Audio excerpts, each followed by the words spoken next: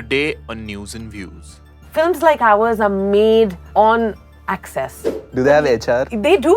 Seriously? Yes, apparently they do. They have HR. I'm sure they have job openings too.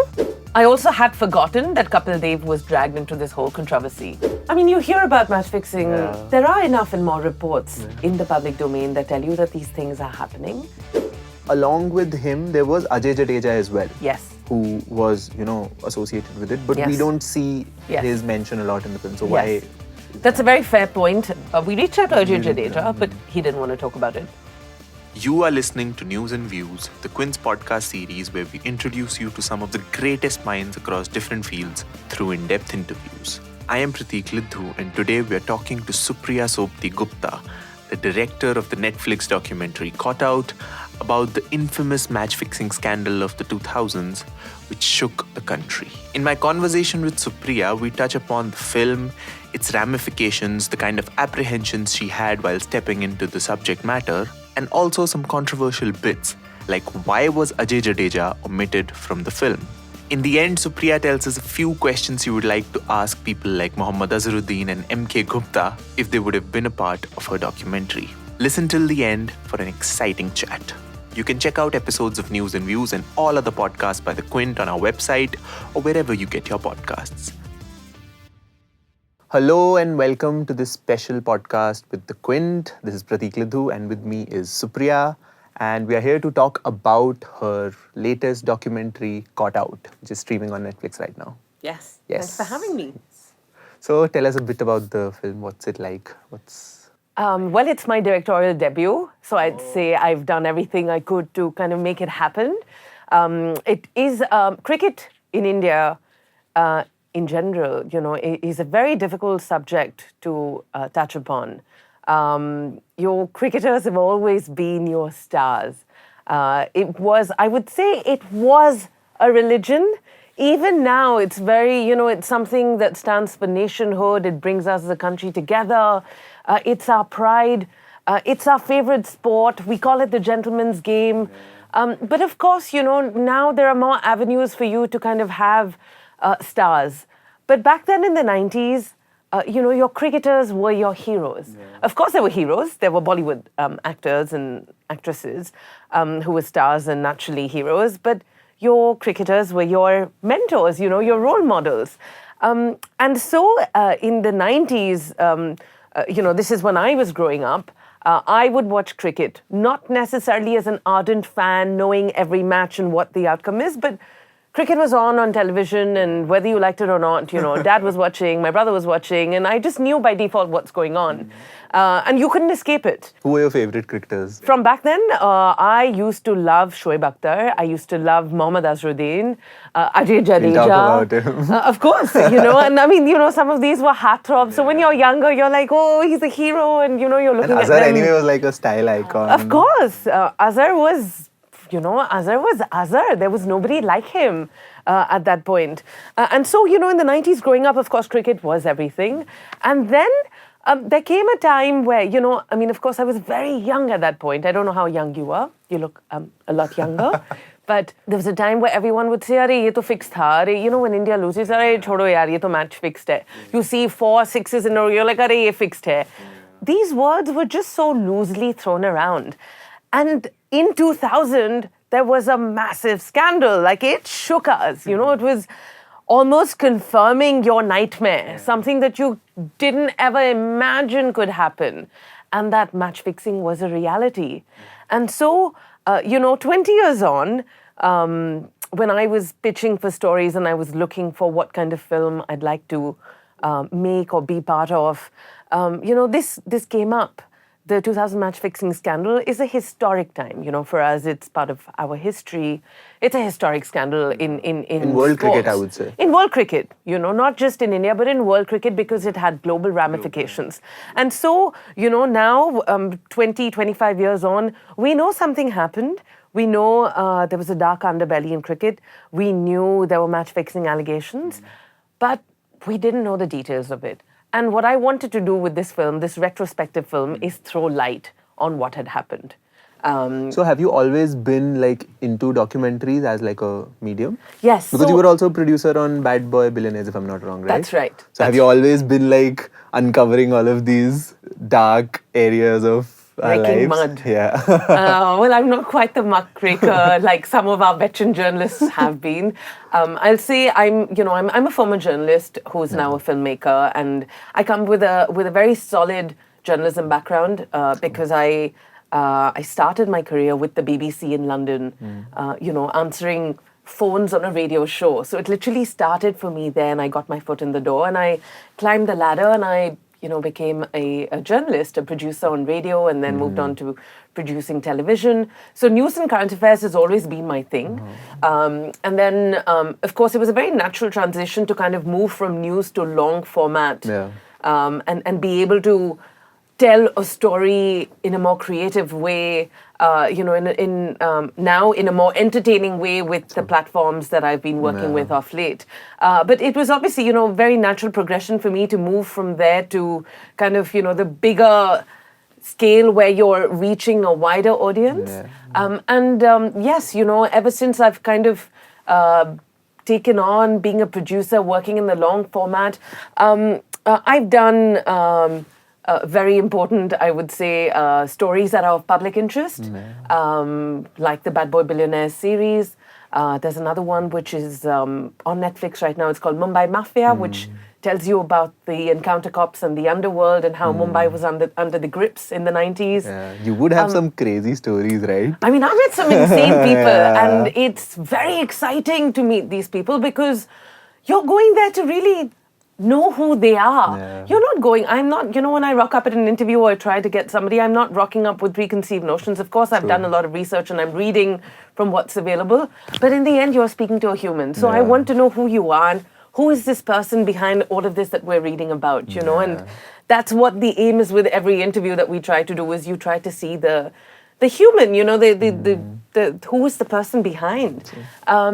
But let me be honest, those are not the only films that I do. I've also been very lucky to work on a phenomenal program called Chef's Table, which is also on Netflix. It's one of the flagship programs which looks at food and just makes it look so gorgeous with fabulous jazz music, with every little drop of cheese that melts, you go, So like from food to cricket, you're like appealing to all Indians. I'm trying.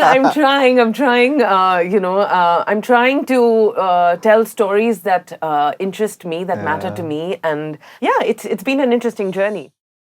So coming back to Caught Out, Yes. How was it like delving into, as you said, it's a religion, right? We worship our cricketers and our sports heroes. How was it like to sort of demystify that world for us, and sort of looking back at some of the darkest times of our common pop culture?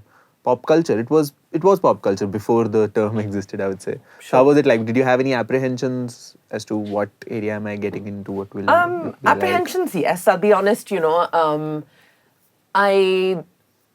I'm not a cricket insider. It's not that I've been a sports journalist and I know your top cricketers in the country or the movers and shakers who would give me the biggest interviews. But I knew from the start, the story I wanted to tell was the story of the unsung heroes, was of the people who stuck their necks out 20 years ago to bring us the truth. I'm a journalist. I know what journalism's like.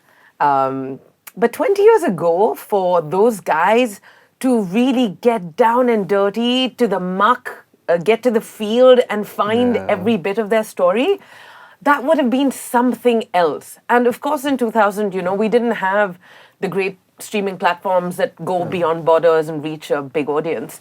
And so, I call them unsung heroes because they did something that was incredible. The jobs that they did were mammoth tasks, through which reputations of cricketers could be made or marred, as could reputations of them, of the guys who were reporting or finding out or investigating the matter. And I felt the same today as I made this film. I felt there was no room for error. There had to be a lot of checks and balances in place. But I knew that I wanted to tell the story from the angle of the guys who had investigated the matter, whether it's the journalists or the CBI investigators, and bring out the human side. Who are these people? That emotion. we don't know enough about these people. We don't know what it takes for them to dive into an investigation like this. The weight that they carry on their shoulders when they have to tell the world, hang on, I'm finding out and I will tell you what the outcome is, which is really what they did. And an interesting piece of trivia is the CBI report on cricket was the first report that the CBI actually made public. It was available on the internet, and I heard, allegedly, this is reportedly from some of the journalists that I interviewed, that the internet had crashed because everybody wanted to get their hands on it, and they wanted to see what's in that report.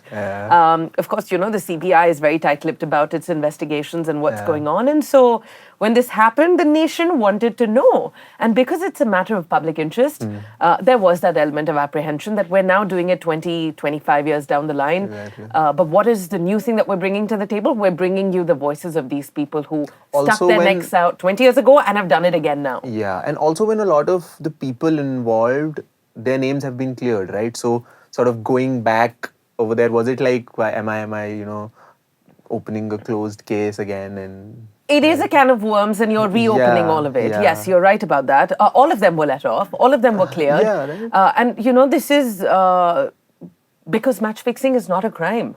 So what would they be done for, right? So, and why is that, if you could explain to our viewers? Why is match fixing not considered a crime? Well, it's not, as per law. Because there is no legislation. There's no victims also, right? There is no, there is no legislation around it. And so, you can't have a charge sheet. You can't, on what grounds can you have a case? And is this just in India or? Definitely in India. In other countries, match fixing is a crime and players have because a lot of the South African players they've been pulled up and, they've had to kind of, they've been penalized. Not to say that the Indian players weren't penalized. Mohammed Azharuddin, who was the captain at the time, who also, some say was made the fall guy, some say he kind of took it for everyone, suffered the most, they say, and that's why there's a lot of empathy for him. It's, his career was over. And this was a man who was going to go on and play his 100th test match.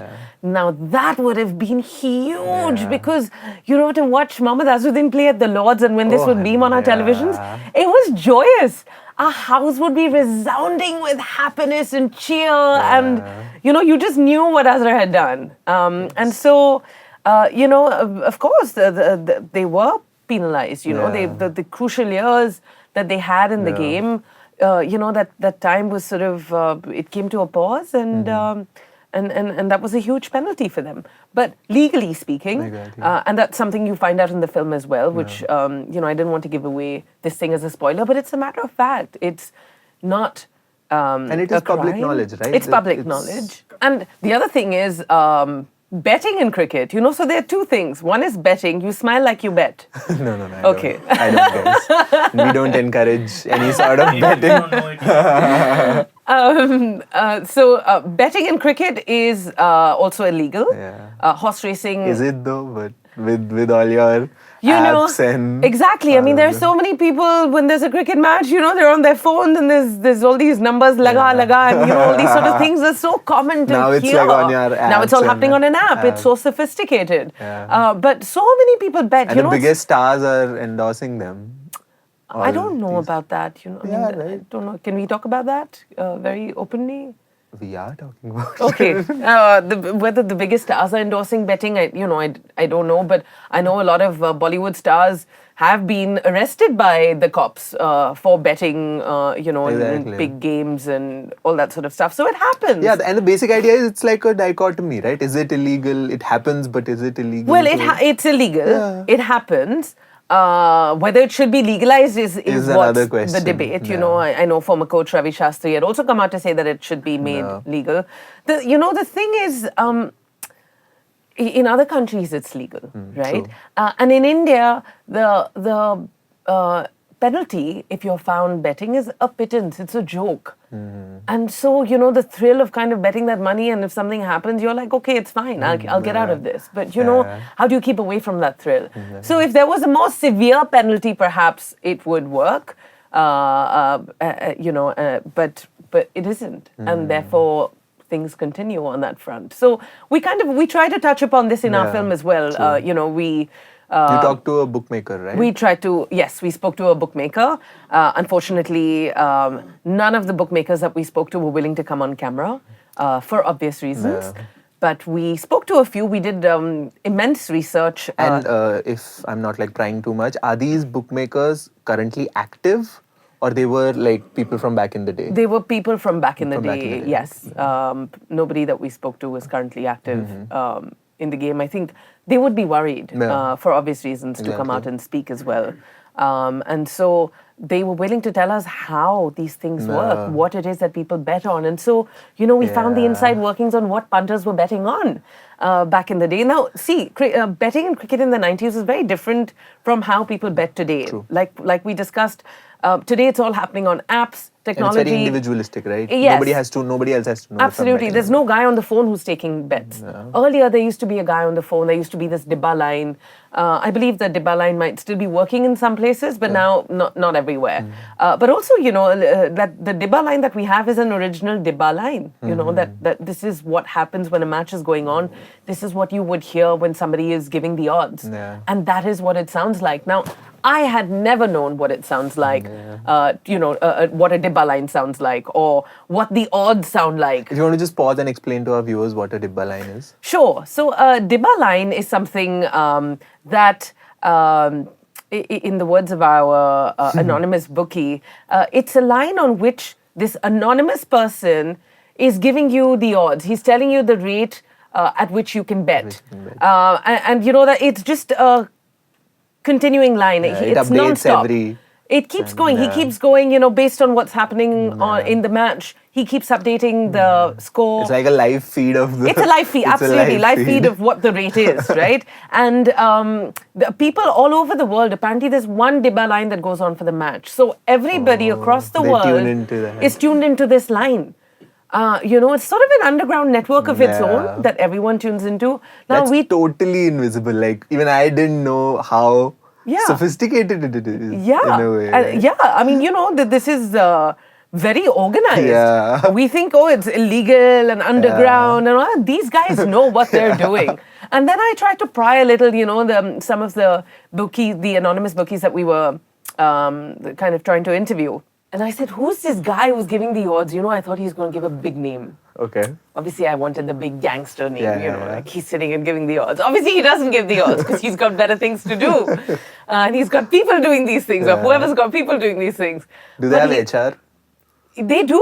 Seriously? Yes, apparently they do. They have HR. I'm sure they have job openings too. They if have, somebody is do looking, they have an always appraisal? They have an appraisal season right now. Just get in touch with me and I will connect you. I will find you that You job. guys know. No, that's a joke. But these guys, he said. So the bookie said to me, "हम नहीं जानते ये कौन है," and this is part of the film as well. But there is one guy. Now, I don't know whether he didn't want to tell me because there's certain no-go areas and what the protocol is. The fact that he was talking to me was a big deal because I'll be honest, it took me a while to chase some bookie who would be willing to talk to me. Okay, it took me months and months and months. I could find a gangster from Mumbai Mafia. I could form a gangster. I could speak to encounter cops who had like a heavy body of encounters that they'd done, and they were willing to share that with me because I worked my way up. But the bookies were so hard to crack. And I thought I knew people who are in the scene and kind of involved in, in some sense.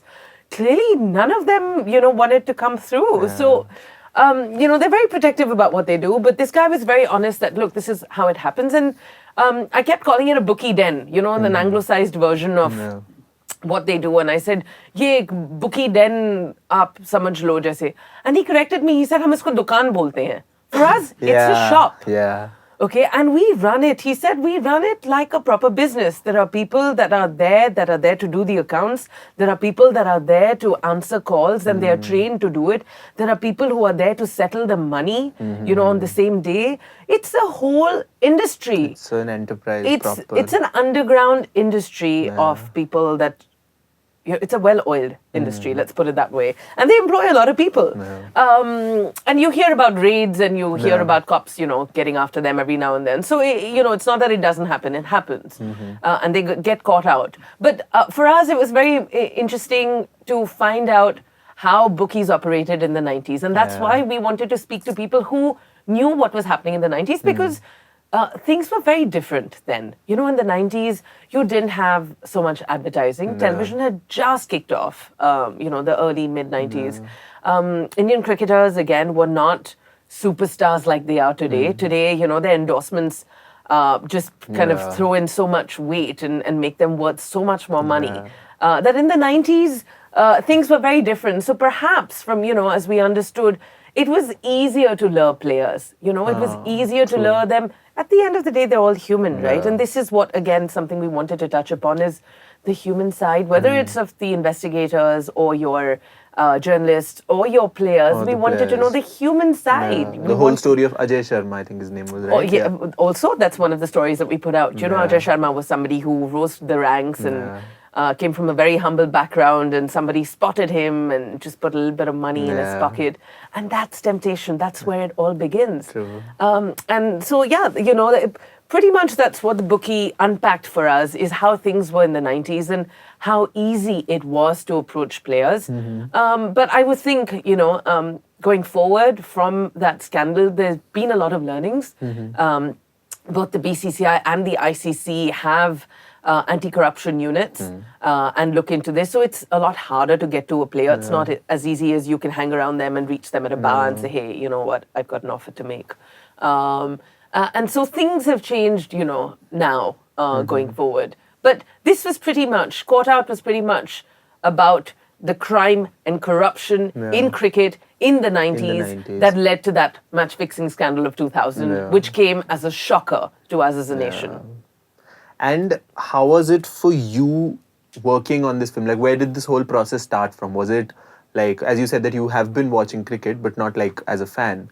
So how was this whole process like? And at what point did Netflix come into the picture? Well, this was an idea that was brewing, and it's something that I was working on with my partner company in the UK, Passion Picture Films.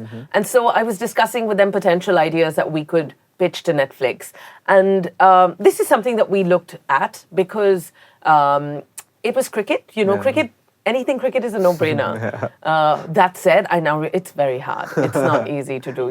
Having done it all, I feel like it was a very tough one. But I'm also very, very grateful and very satisfied with what we were able to put out. But going back to kind of pitching it, so we pitched this story as an idea that, look, cricketers are very hard to get through to, but there are people that have done some incredible investigations that have been forgotten, that haven't been talked about, sort of just swept under the carpet. But these were the real turning points for cricket, the cricket history in that sense, on that journalistic perspective.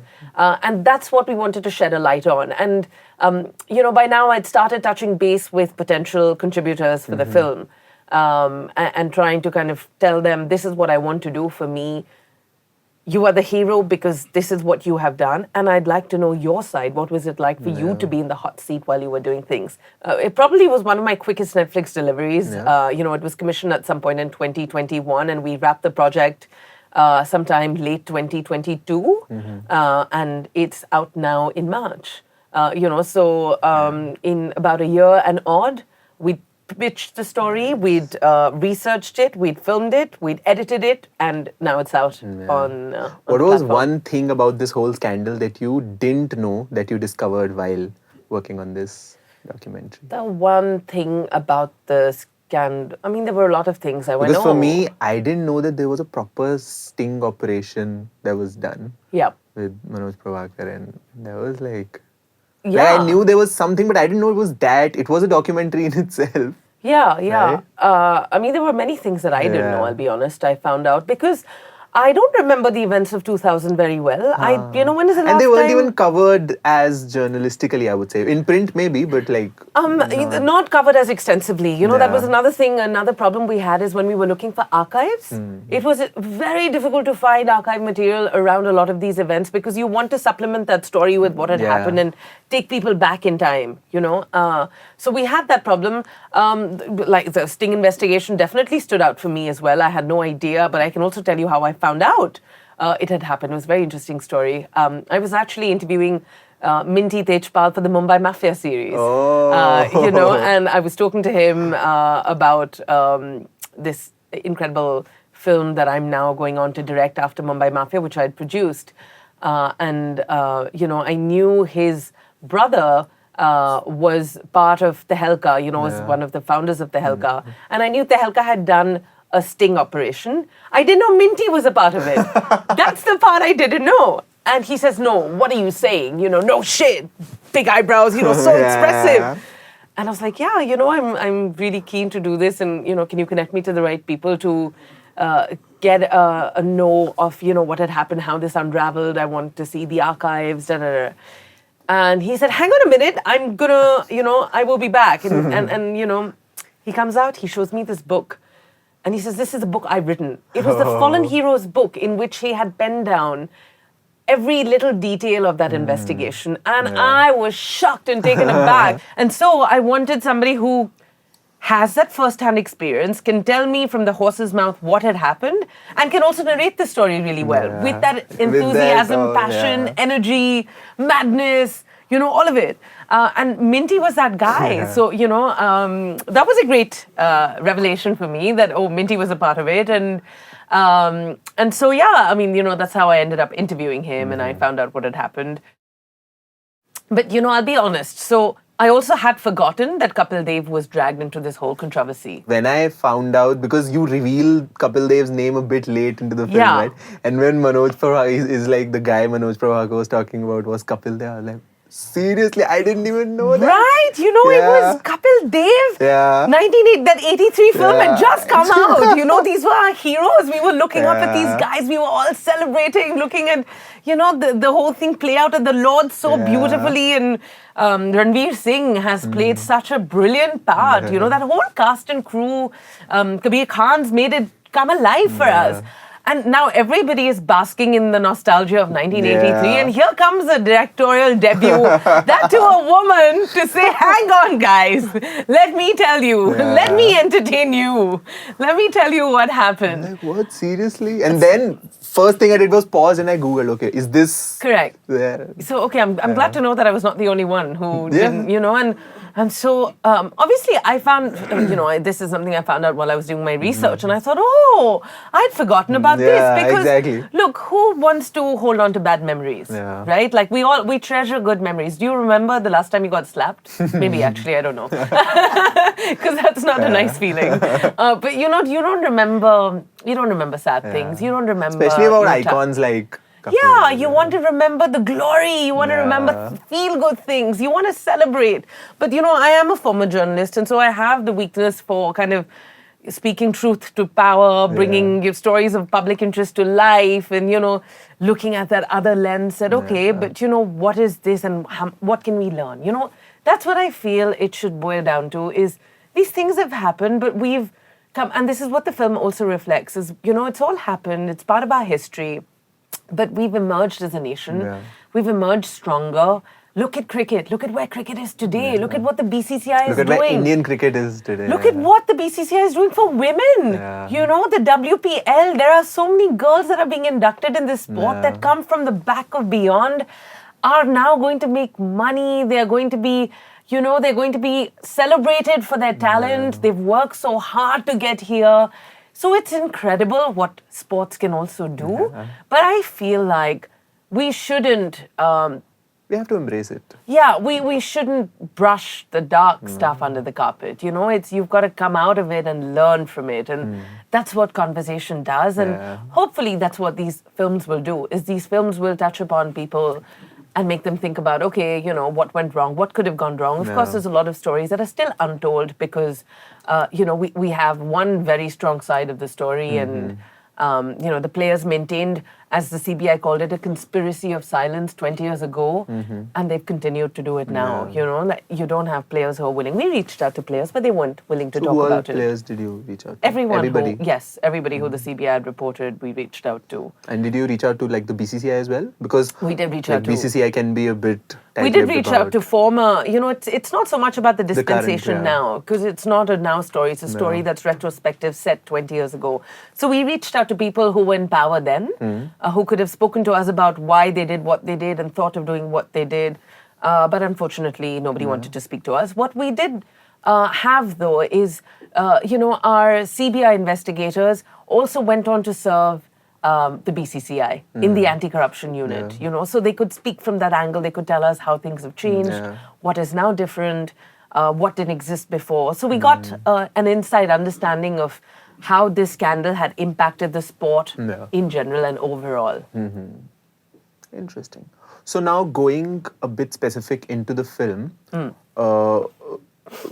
it talks about the whole chapter of Mohammed Azharuddin being embroiled in that whole controversy, and along with him there was Ajay Jadeja as well. Yes. Who was, associated with it, but we don't see his mention a lot in the film. So why? That's a very fair point, a very fair question that you ask. So, if you look at our film, it basically is about the 2000 match fixing scandal. We wanted to take people on a journey of what that scandal was like and what it unearthed. Where, by the way, a cop who was listening to a call was not listening to the call for match fixing. He was listening to another call, a wiretap, and he found out there was some match fixing happened. So that's another story that I will tell you about. But, so the story gradually unearths, and we find out that there was a South African captain involved, and then, there's an inquiry that's happening in his country through which we find out there was an Indian bookmaker involved.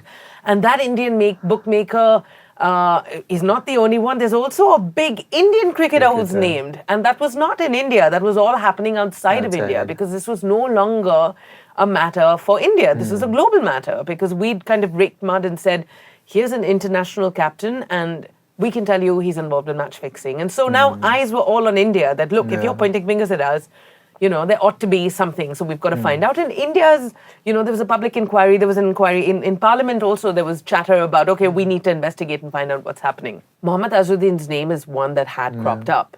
And so they started investigating that. Now, alongside that, when they did a lot of interviews at the CBI headquarters, bookies and players and people from the sports fraternity started throwing out other names. And so there was a corroboration of events through which Ajay Jadeja was another name that was pulled up. In our film, I'll tell you why. Films like ours are made on access to contributors and the stories that they are able to tell us. Now, we didn't have any kind of story on Ajay Jadeja to say this is what happened with Ajay Jadeja and this is how he was involved. Because the truth is, the captain was the prized catch at the time, and that was Mohammed Azharuddin. So all eyes were focused on Azharuddin, and this is, the scandal typically looks at how this, match fixing unraveled with Azharuddin being at the center of it. But obviously, those other names that are mentioned kind of lead you to Azharuddin. So it was a journey that we were taking a viewer on. Then to have just Ajay Jadeja mentioned there didn't feel right, and or to bring him up in the end where we have those wash-up cards that tell you, who was caught out and what happened with them. But Ajay Jadeja was not the only one. There were other players who were pulled up as well. And we thought, rather, the fact of the matter is everybody was cleared. So it was not sort of, dragging them in the mud and kind of saying Did you try and reach out to people around Jadeja? We reached out to Ajay Jadeja, but he didn't want to talk about it. If he would have talked about it, of course, we would have loved to kind of have his point of view as we would from any of the other cricketers. But we didn't, they didn't want to speak about this at all. And therefore, it might seem like an error of omission, but because it felt like a disjointed effort for us to kind of then throw in other names at the end, right at the end when there's nothing about them in the film, we thought it's best to kind of, let's just leave that. Who are some people that you would have wanted to be on record? I would have loved for Mohammed Azharuddin to speak with us because he hasn't talked about that aspect. He hasn't talked about it. We did reach out to his lawyer. We got his lawyer to talk to us. We wanted him to speak with us as well because there's always, there's a side to the story that that hasn't come out. Not just with us. I think we've as much as is available out there and as much as the players have opened up, we've captured in the film.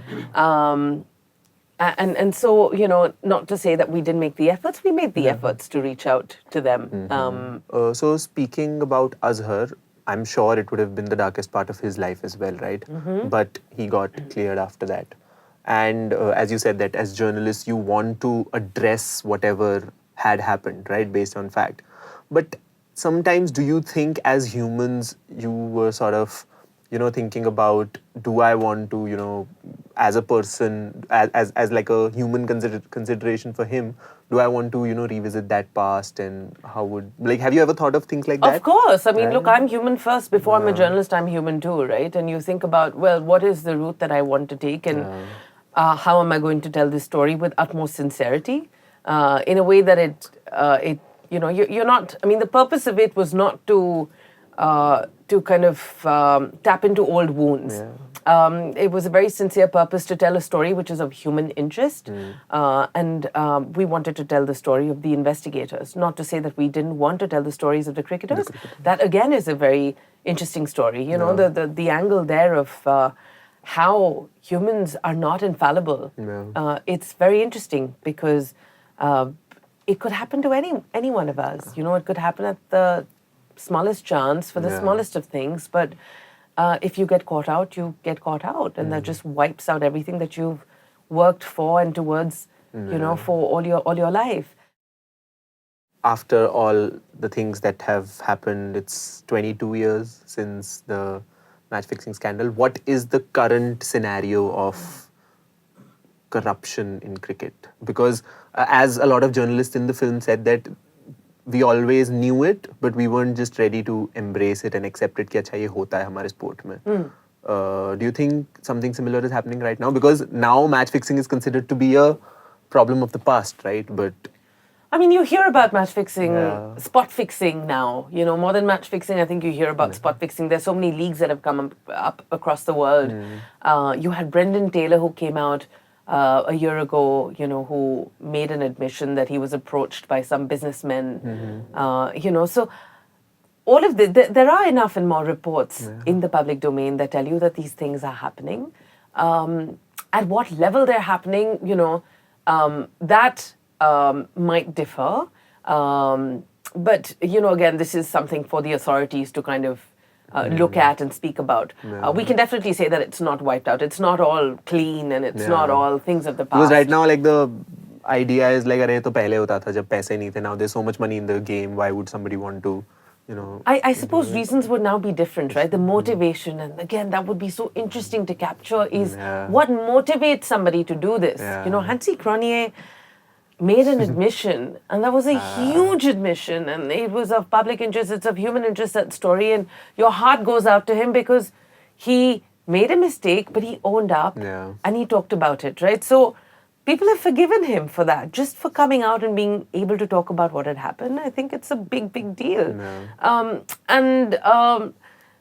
I guess that's what it is, right? Is if these things are happening, why are they happening? And if we are able to get to the crux of what these motivations are, we can probably have things in place, checks and balances in place to deter it from happening. Just like we did the last time, because that whole scandal blew out. Correct. We have the anti-corruption unit that was set up, and in fact, our bookie tells us, and it's something that's in the film as well, that it's not as easy to get to a player. There are all these anti-corruption guys that are roaming around in the hotel, making sure that players are not speaking with. Yeah, there was a mention that earlier anybody could just go into the dressing room and have a chat with. Correct. But now things are changing, and apparently, I mean, I've heard from somebody who's within the system that there is that manual, there is a sort of a program when cricketers are inducted that this is how you have to behave. There's a complaint line. Official complaint line that the BCCI has put out, so if you're approached, this is what you need to do, these are the steps. So it's all been laid out. So they're trying to do things. Whether it's clear, no, clearly it's not. News, our investigation didn't dive into that. We didn't kind of broaden it out so much, but we read about it in the papers and we see things are happening. Interesting. It was a really nice chat with you. Thank you. Before we end, I just want to ask a few quick questions. So this is like a list that I'm going to read out, and you have to tell me what is that one question that you would want to ask these people if they were on your documentary. You're putting me on the spot, huh? Okay, come on, let's do this. Okay. What would you ask Hansie Cronje? Hansie Cronje, what did you think you'd get By speaking the truth. By speaking the truth. Yes. Ah, interesting. Yeah. Where did you see this go for yourself? What would you ask Kapil Dev? I would ask him, "Jo hua kya theek hua?" What about Manoj Prabhakar? Why would you throw stones?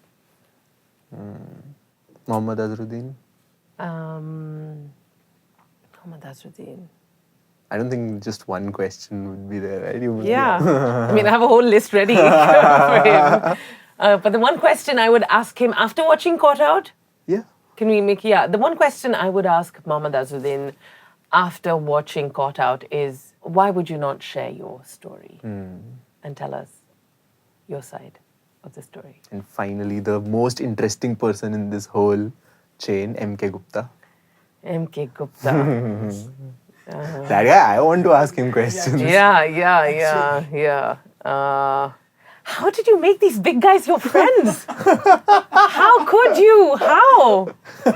You know, and just the everyday guy you are. Yeah. How could you get the most powerful guys across the world to dance to your tunes? Would be my question for M.K. Gupta. Nice. So, all the people, Azharuddin, Kapil Dev, M.K. Gupta, please reach out to us and answer these questions because that will be an interesting chat. Write in the comments. Yes, write in the comments. Yes. From your real or not real IDs. Yes, tell us what you feel. Watch the film. Yes. Tweet about it. Yeah. Spread the word. Yeah. We've tried to be honest and be very fair, No. putting out a very balanced view because everyone's human first. No. And we approached Azhar. We could have left it at that, but we wanted his lawyer on board because that's the closest we could get to him. So I think just to answer that question of yours, we are all human first. I do put that first before running after and gunning after a story. Yes. And I think Yep. that's the most important thing, right? Yep.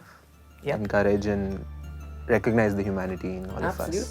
Tell a good story, but humanity first. Humanity first. Great. Thanks a lot. Thanks very much. It was a great chat. Thank you. Good to I talk to hope you. you liked it and I hope our viewers will enjoy Caught Out. I hope so too.